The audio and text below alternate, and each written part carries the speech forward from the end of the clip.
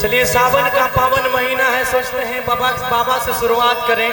कि बाबा चाहिए गो कन्या हो, हमरा खोज दे दुल्हनिया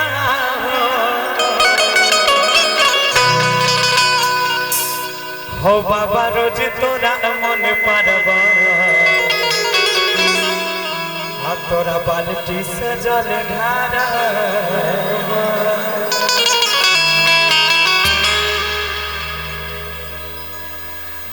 आइएगा मीठी मीठी ताली के साथ सब कोई कि बाबा चाहिए गो और कन्या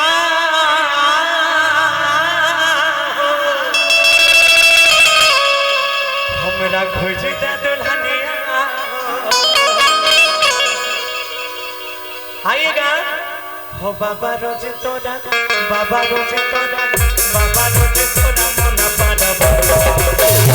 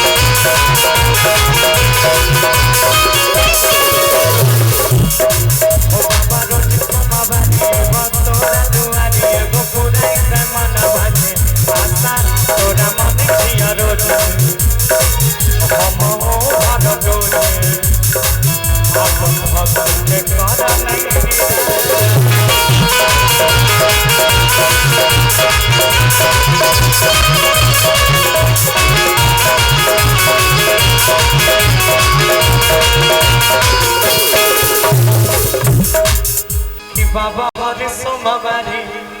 आइबा तोरा दुआरी आएगो पुराई दे हमरो आशा आ तोरा मानै छिय रोज हम भर डोज अपन भक्ति के कर निराशा। आइएगा कि बाबा हर सोमवारी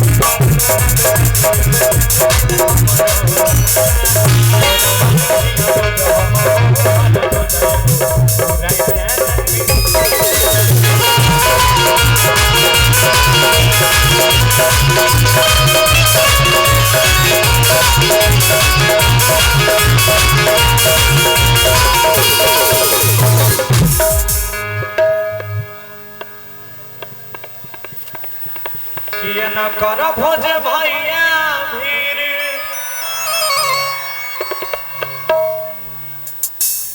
आज उठे बैठ जेब रूम के अधीर